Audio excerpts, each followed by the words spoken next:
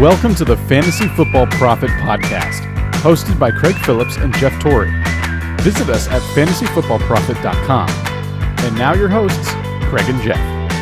Welcome everyone to the Fantasy Football Prophet podcast. I'm Craig Phillips, joined as always by Jeff Torrey. And today we have our Week 5 Waiver Wire show. I don't know, Jeff. I had a hard time with this one, actually. There's not a lot of great options this week. We're in Week 5, and I feel like normally we have better options than this, but maybe there's a couple guys that are interesting. But what do you think? Who's your top guy? I completely agree with you, as I tend to do. This is a very difficult one, but I do think that there's a few guys that could be insanely high upside. My number one overall is tough to say. I really have two guys that I'm really interested in, but I think number one is I keep going back to Dez Bryant. There's been, kind of, in the atmosphere talking about how he's going to be signed this week or next week or whatever it may be. But especially with the waivers being so thin, I think getting someone the quality of Dez Bryant, he's only owned in 18.4% of ESPN leagues right now. He's definitely one of the guys that I'm trying to go out and get early so I don't have to fight off of that number one waiver.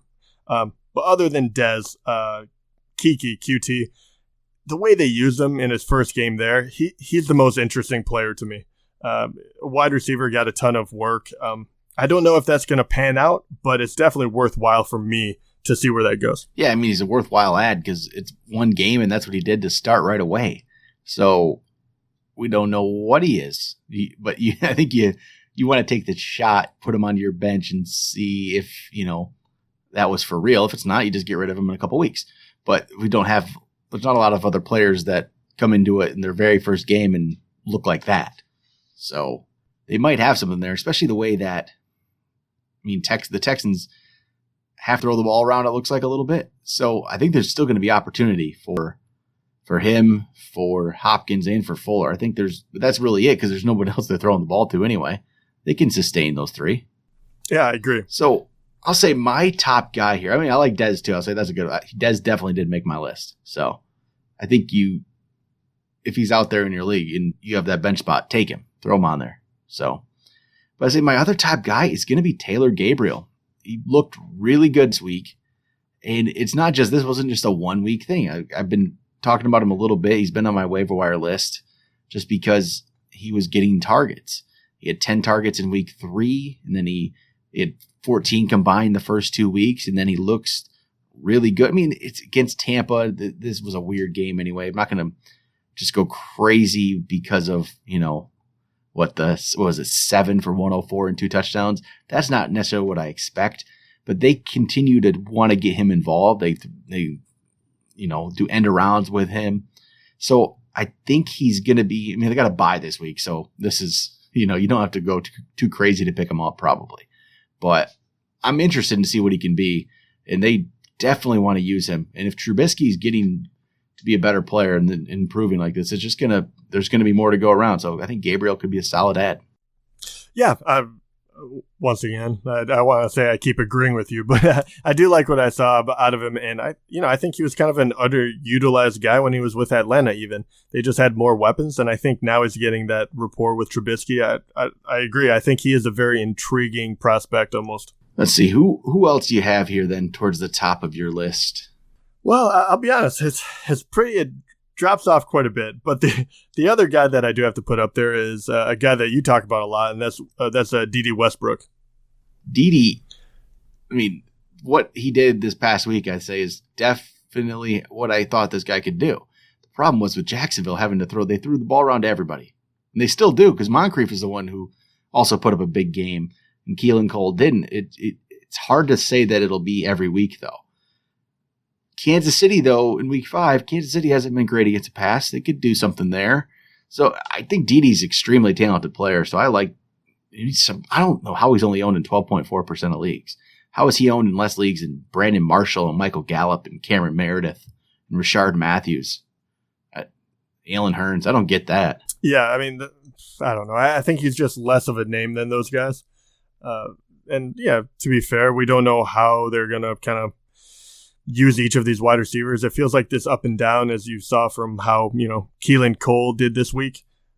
But yeah, I think once again, talent wins out, and especially on this waiver wire, I think you have to be looking for players that can really break out. And Westbrook he looks like a guy that his talent will eventually get him there. See, I'm going to nominate another guy here, Nyheim Hines, because he's been involved with this Colts offense. Wilkins hasn't done much at all when he was given any opportunity. Marlon Mack can't get on the field because he's injured all the time. So Nyheim Hines is going to be useful, especially in PPR leagues. He's going to get catches. He's going to keep himself out there. I think he's worth an ad at this point. He's owned in 15.5% of leagues, but I think he should be at least on everyone's bench. I totally agree. I think that he made my list as well, and I think the intriguing part about him is definitely in PPR leagues. If you're desperate for running back help, he will help because he is definitely going to get a lot of chances to catch the ball out of the backfield or lined up in the slot. And as they move forward, you kind of realize they cannot run the ball, efficiently. So they're going to be looking for ways to mix it up. And this game kind of just shows it, or from this past week, that Nyheim Hines has that ability to be a playmaker, kind of like Tariq Cohen, if you will. Yeah, kind of like that. I think I can see it could be definitely similar. He's going to be hard to trust at all to ever play, but yeah. I'm not there yet, but I just find him to be an intriguing guy to throw on your bench, and that's why he was kind of lower on mine. But at the same time, there's not a lot of running backs to go after this week. All right, who else do you have there up maybe ahead of him? Because honestly, it falls off for me. I don't really have a whole lot of guys in running back. The only other guy that once again, I'm holding my breath on.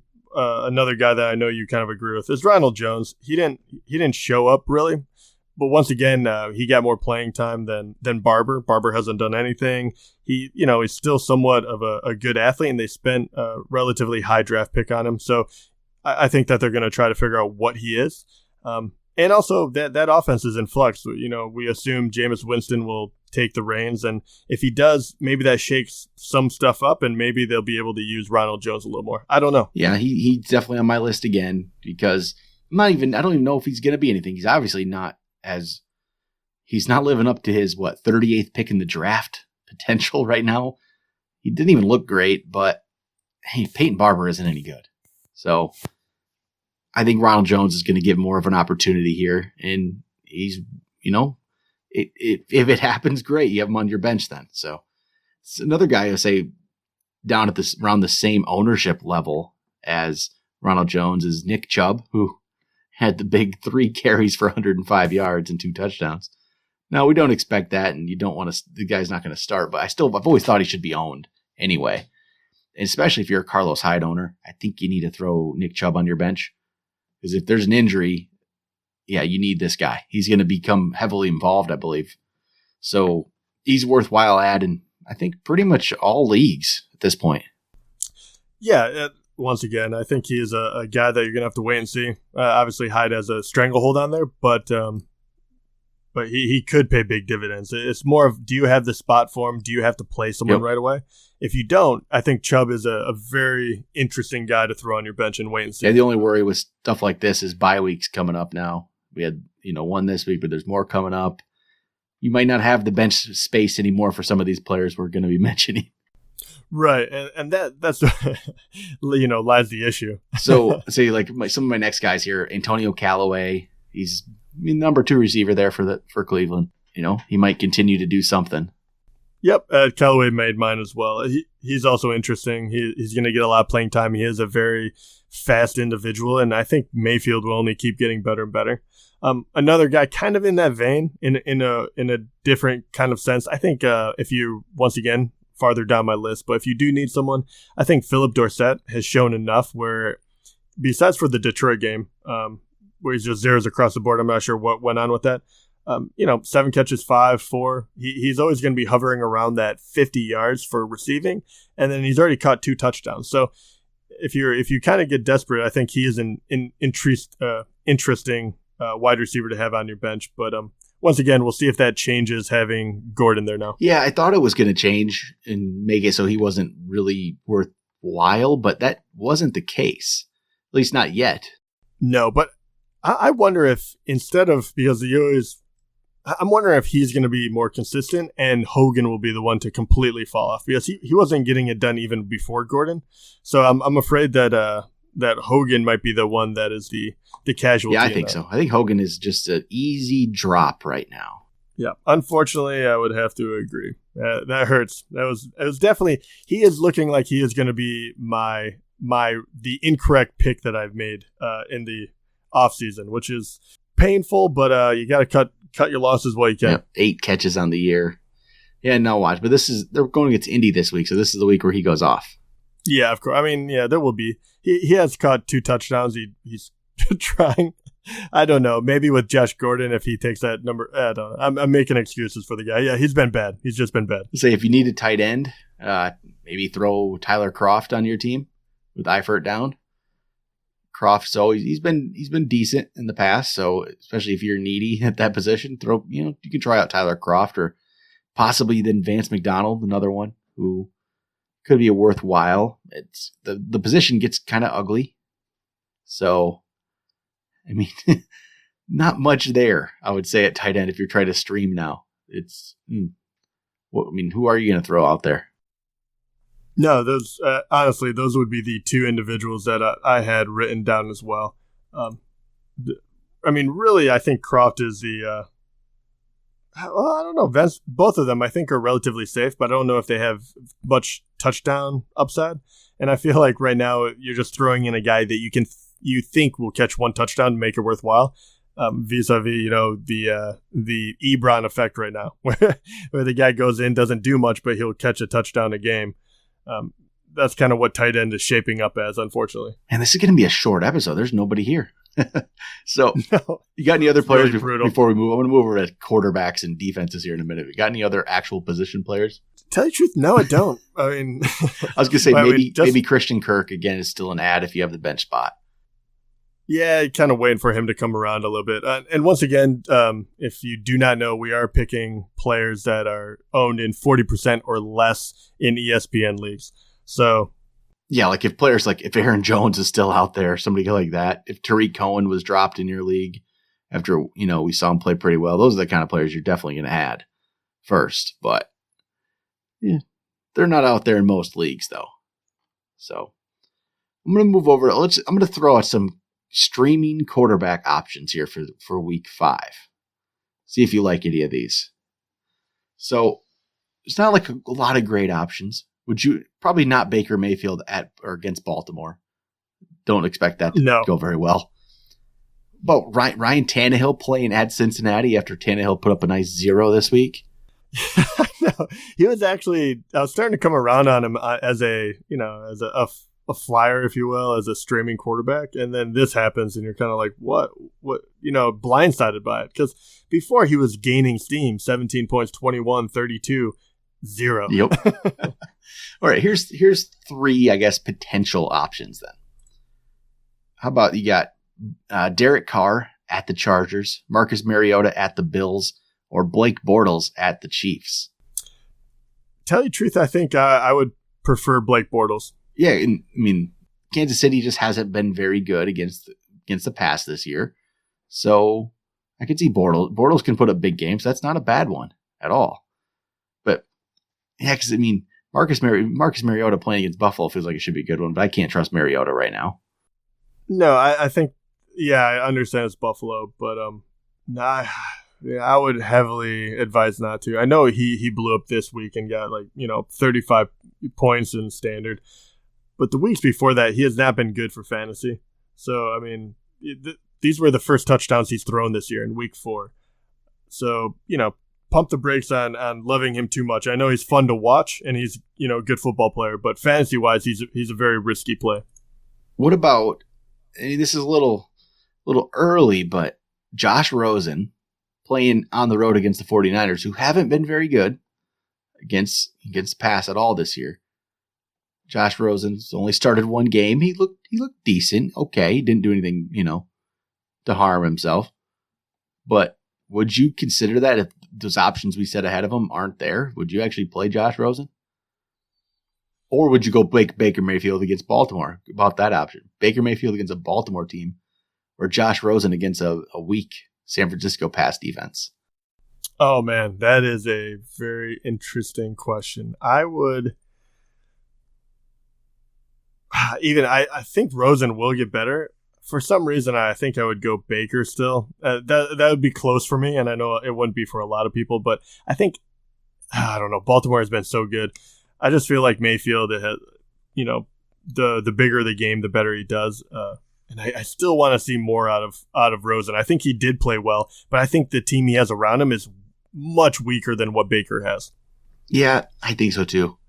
It feels like Rosen should be the better play, but Ravens have been pretty good. But yeah, I still go Baker. There's something about it. Yeah. To be fair, I don't want to play either of those guys. I mean, that's what it comes down to. If I had to pick one, I would definitely do that. But the guys we talked about before, especially, I like Bortles. I think he would be fine to play. And also, I mean, he's definitely been up or down this year. But Case Keenum might not be that bad against the Jets. And the last QB, I rarely bring his name up. I've never thought of him as much of a streamer in the past year or so. But Joe Flacco, because of the situation a lot of these other QBs are in, is actually looking like a decent option. What do you think about him? I mean, he's almost gotten, 27 points, 21, 17, 26, and now he's going against Cleveland. I don't know. He's an intriguing one for a streamer. Cleveland's been pretty solid. They were really good for the first 3 weeks, but then Derek Carr looked really good against them. So it makes me question how good they actually are.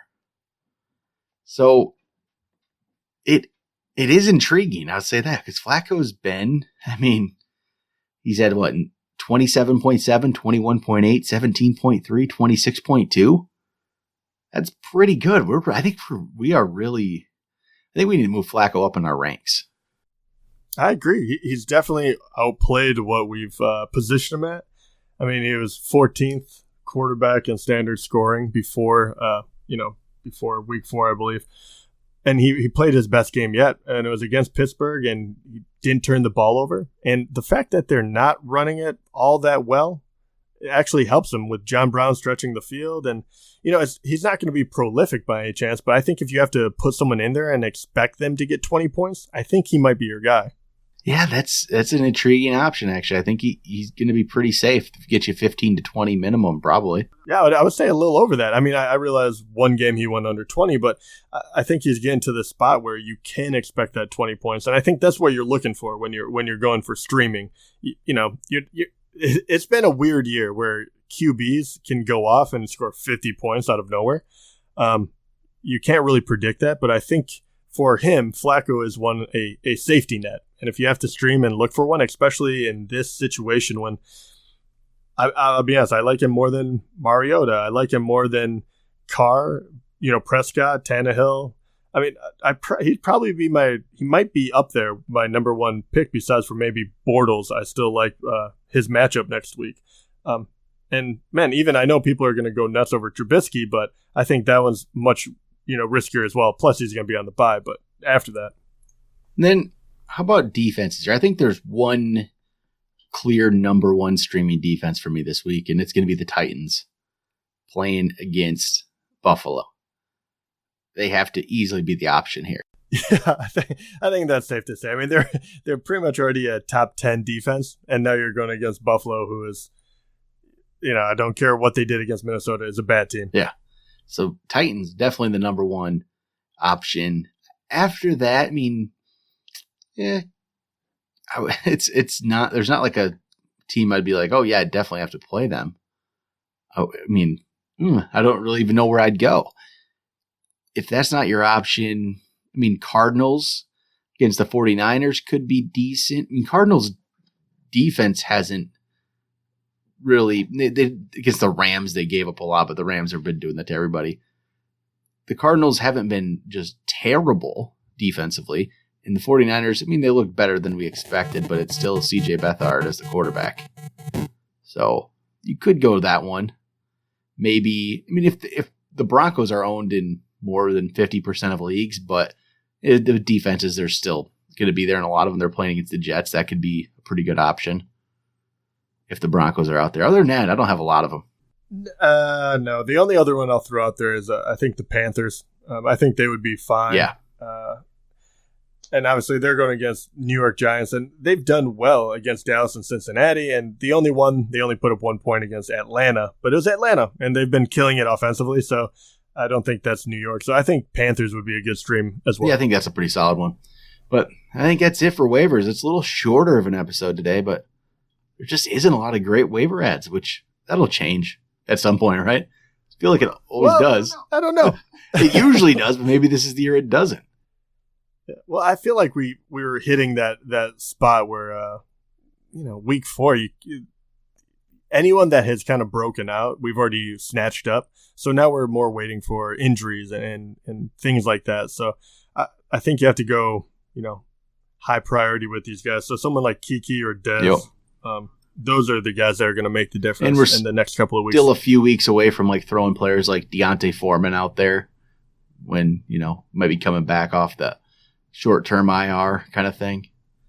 Mm-hmm. Players like that, but we're not quite ready for those yet. Oh, shoot. I'll say one final name before we get done to this is just because of how terrible Kenyon Drake has been. Hey, Frank Gore's not terrible anymore. Yeah, right? He is, man, that guy is just never ages. He had a touchdown this past week. So, yeah, if you're desperate for one. The last thing, I do have to, one more thing. I know we just keep doing this over and over, but if you're, because we're talking about QB, and how difficult that streaming situation could be this week. What do you think if Jameis is guaranteed the start? What do you think about Jameis Winston? Yeah, I think I would be fine with Jameis after his bye week. But yeah, right. I was just say, do you need to see one full game before you're willing to grab him? Yeah, well, his next game would be what, Atlanta? Yeah, I'd play him. Right, they're gonna have to throw. Yeah, so I'd play him that week, no problem. Wouldn't even hesitate. I think we've seen enough from Jameis in the past. Okay. And I wonder that because if you do have a QB that will be on bye, pick him up early. Right, exactly. Pick him up early because, people will start getting wise to that. Yeah, because, somebody like a Drew Brees owner. Drew Brees will be on bye that week. Stafford will be on bye. So if you're one of those two, I'd definitely go do that. I think that's not a bad option at all. But, all right. I think that'll do it for week 5 waivers. Wow, we're already getting out there. Getting close to halfway point already. Yeah, moving along. But all right, that'll do it for that. We'll talk to you guys next time.